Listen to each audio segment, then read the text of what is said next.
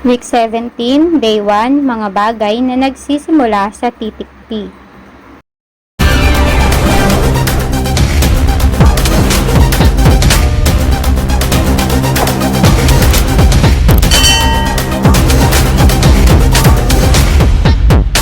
Kung bago ka pa lang sa aking channel, huwag mong kalimutan i-click ang subscribe at ang bell button, at kung nagustuhan mo naman ay maaari mo itong i-share. Magandang umaga mga bata! Handa na ba kayo ngayon sa ating panibagong aralin? Ano nga? Okay, dahil handa ka na, bago tayo magsimula sa ating aralin para sa araw na ito, ay kinakailangan natin ng gabay ng ating Panginoon.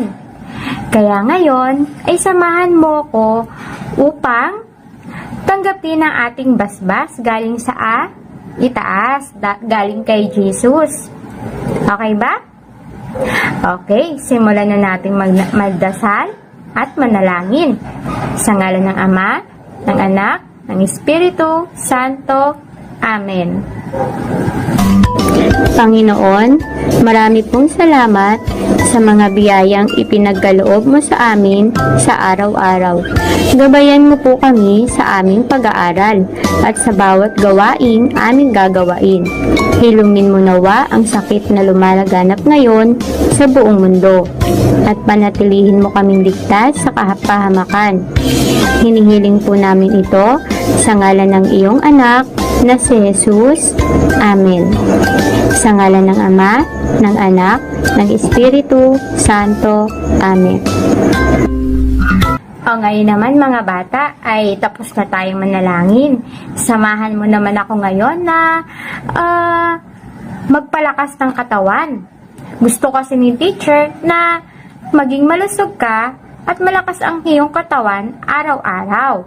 So, kailangan nating, unatin na naman ang ating katawan. Palakasin natin.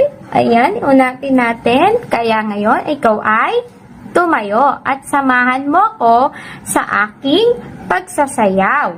Handa ka na ba? O, dali na. Ipakita mo nga sa akin na ikaw ay handa na.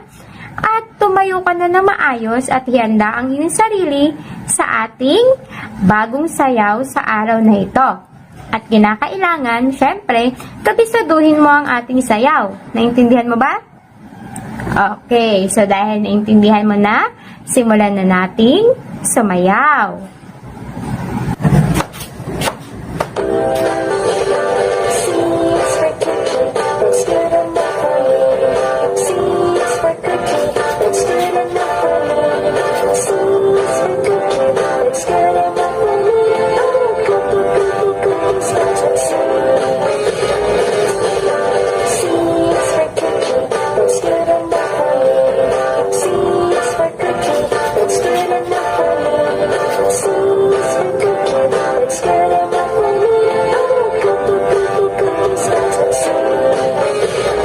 So ngayon naman mga bata, ay ihanda natin ang ating sarili sa ating panibagong aralin sa araw na ito.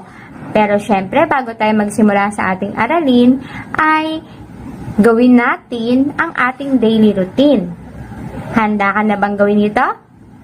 Kung ikaw ay handa na, simulan na natin.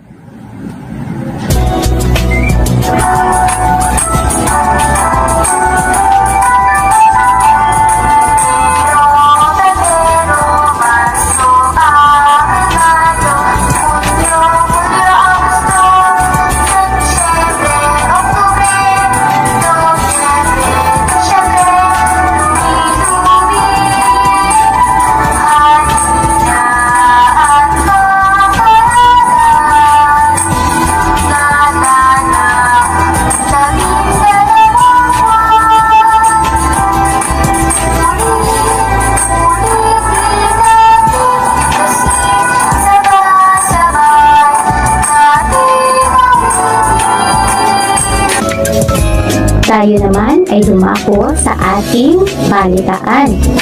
Ikaw nga ay magulat.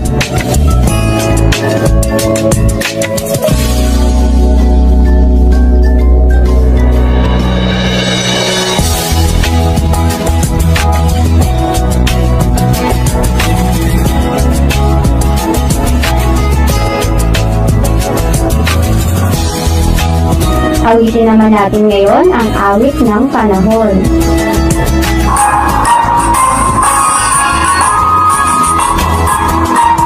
Tingnan natin at pakiramdaman ang panahon, kaibigan. Maaraw ba o maulan? Pagpasok sa eskwelahan. Sabihin mo nga kung ano ang panahon natin ngayong araw na ito.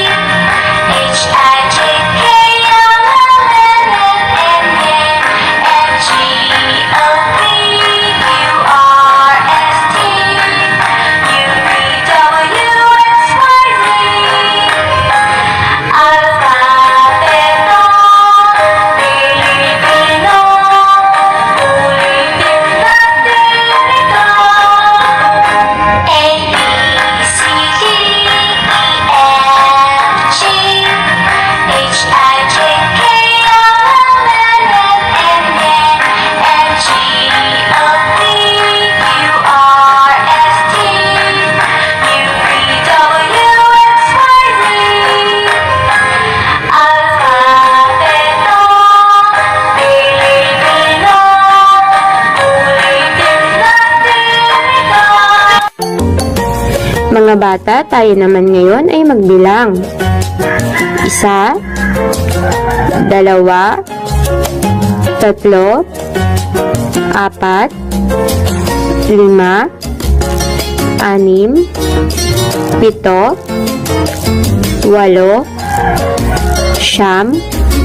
6, 6, 7, 8,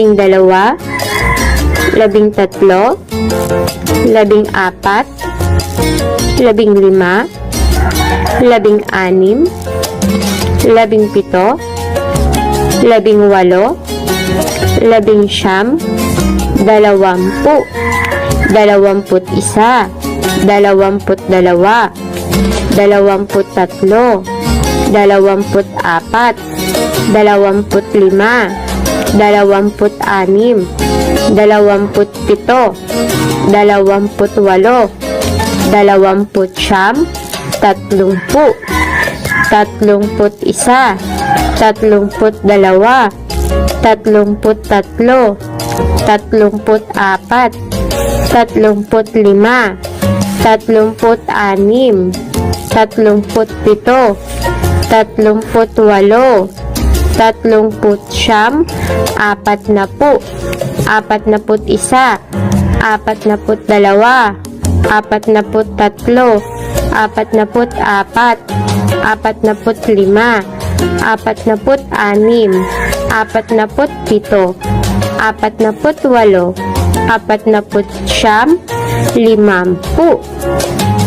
Ayan, mahusay.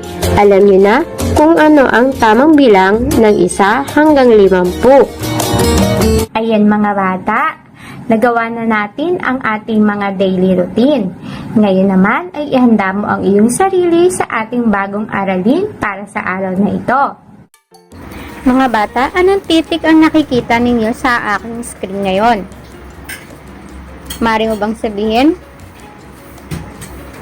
Tama. Ito ay titik, T o letter T. Ano naman ang tunog nito? Pakinggan si teacher. Ang iyong labi sa taas at baba ay ipasok mo sa iyong bibig at ibuga ito na may kasamang hangin. Ulitin mo nga. Mahusay. Ngayon naman mga bata ay magpapakita ako ng mga larawan na nagsisimula sa titik T. Ano kaya ang nasa larawan ni teacher ngayon? Alam mo ba kung anong tawag dito? Mahusay. Ito ay tinatawag nating pala. Pala. At tignan mo kung ano ang nakakulay pula na letra. Tama, ito ay titik P. Anong titik? Mahusay, titik P. Ito naman mga bata, anong hayop ito? Ito ay may tunog o tumutunog ng kokak.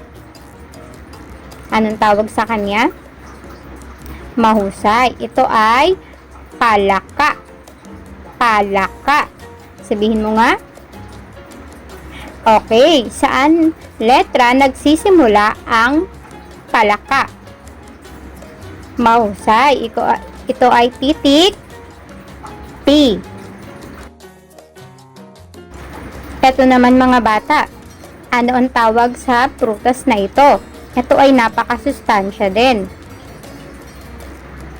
Okay, ito ay tinatawag nating pinya. Pinya.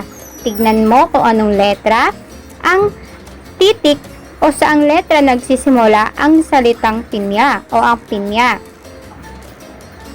Mahusay, ito ay nagsisimula sa titik P. Ito naman mga bata, anong bahagi ng ating katawan ito? Anong tawag natin dito? Mahusay, ito ay paa. Paa. Ngayon, anong titik nagsisimula ang paa? Mahusay, ito ay nagsisimula sa titik P. Ito naman mga bata, anong hayop kaya ito? Ito ay mabagal maglakad. Anong hayop nga ito? Tama, ito ay pagong. Ano to? Tama, ito ay pagong. At anong titik nagsisimula ang pagong? Mahusay, ito ay nagsisimula sa titik P. Ngayon mga bata, anong nasa larawan ni teacher ngayon? Maari mo ba pangalanan nito? Okay, ito ay tinatawag nating pusa. At ang pusa ay saang letra nagsisimula? Tama, ito ay nagsisimula sa titik P. Ito naman mga bata, ano ang nasa larawan ni teacher? Maaari mo bang sabihin sa akin? Okay, ito ay tinatawag nating pitaka. At tignan mo kung anong letra nagsisimula ang pitaka. Tama, ito ay nagsisimula sa titik P. Ito naman mga bata, ano ang nasa larawan ni teacher? Maaari mo bang sabihin? Okay, ito ay pintuan. At ang pintuan ay nagsisimula sa titik P. Ito naman mga bata, ito ay tirahan ng mga ibon. Anong tawag sa tirahan ng mga ibon? Mahusay, ito ay pugad. At ang pugad ay nagsisimula sa anong titik? Tama, ito ay nagsisimula sa titik P. Ngayon mga bata, ito naman. Ano ang nasa larawan natin ngayon? Okay, ito naman ay puno. Saang letra nagsisimula ang salitang puno? Mahusay, ito ay titik P. Mahusay. Ito naman mga bata, anong tawag natin sa bagay na ito? Ito ay ginagamit natin sa proteksyon sa araw at sa ulan. Anong tawag dito? Okay, tama. Ito ay payong.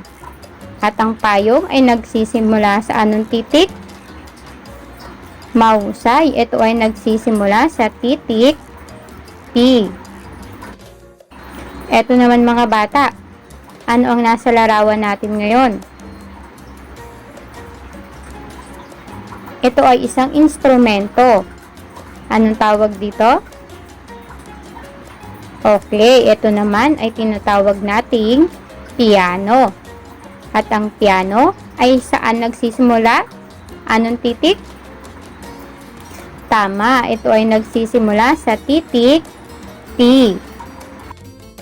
Ngayon mga bata, tignan niyo ang nasa larawan ni teacher. Kilala niyo ba kung sino siya? Okay, siya ay si Pauline Luna. Sabihin mo nga. Ngayon, mga bata, tignan ninyo kung anong titik nagsisimula ang kanyang pangalan. Mahusay, ito ay nagsisimula sa titik P. Ngunit tingnan ninyo, anong titik P ang nasa unang pangalan niya? Maliit na titik P ba o malaking titik P? Mahusay, ito ay malaking titik P. Ito naman mga bata, ang lugar na ito ay napakaganda. Maraming mga pulo dito. Ang tawag sa lugar na to ay Palawan. Sabihin mo nga. Mahusay, Palawan. Ngayon mga bata, tignan ninyo kung saan nagsisimula ang pangalan na Palawan. Okay, ang Palawan ay pangalan ng lugar. Ngayon mga bata, napansin nyo ba ang pangalan ni Pauline at ang pangalan ng lugar na Palawan ay nagsisimula sa titik P? Dahil ito mga bata ay tiyak na ngalan ng tao at lugar. At kapag tiyak na ngalan o pangalan ng tao at lugar, ang pangalan nito ay nagsisimula sa malaking titik. Ngayon mga bata, tignan ninyo ang nasa screen ng teacher. Tignan ninyo kung ano ang mga nasa bilog.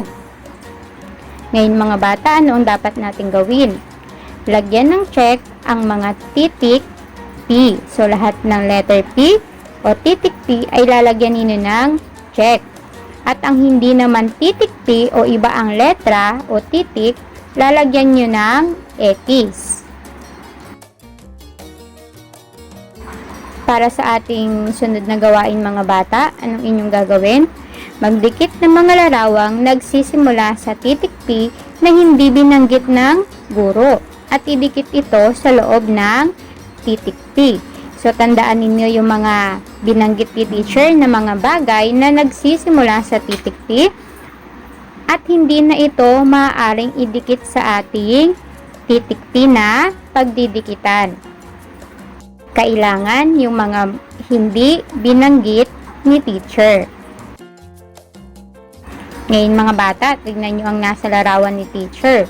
Para sa ating ikatlong gawain, ano ang iyong gagawin? Isulat ang nawawalang titik ng bawat larawan sapat lang. Tignan ninyo ang mga nasa larawan natin ngayon. At isusulat ninyo kung anong titik ang nawawala sa mga larawan.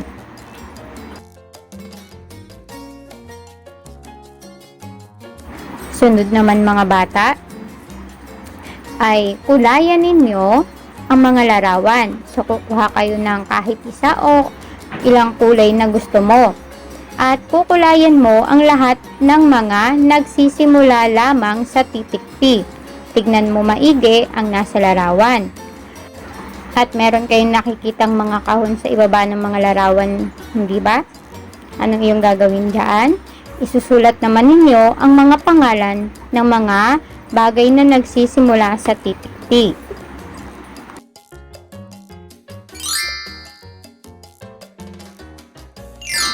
Ito naman ang ibibigay ko sa iyong regalo ngayon mga bata. Siguro ay na-miss ninyo ang regalo ko na bituin. Kaya ngayon naman, ang ibibigay ko sa inyo ay 3 bituin. Sana ay nagustuhan mo. Napakadali lang na ating aralin at natutunan mo. Tama ba? So kapag ikaw ay nakinig at inunawa ang ating aralin, madali mo lamang matututunan ang ating mga aralin. Bago man ito sa iyong pandinig o ito ay naririnig mo na. So, madali lang nating ma-pick up ang ating mga bagong lesson. At dahil dyan mga bata, nakita ni teacher na kayo ay nakinig at naintindihan ng aking itinuro sa araw na ito, si Teacher Sandy ay magpapaalam na. Okay? Pero bago ako magpaalam, may iwanan ako sa inyo. Ito ay lagi nating tatandaan. Ang batang katulad mo ay hindi dapat nagsasabi ng hindi mo kaya. Lagi mong tatandaan, ang lagi mong sasabihin ay kaya ko ito. Ulitin mo nga. Ang batang katulad ko ay hindi dapat nagsasabi ng hindi ko kaya. Ang lagi kong iisipin at sasabihin ay laging kaya ko itong gawin. Okay? So dahil dyan mga bata, ako ay magpapaalam na sa inyo.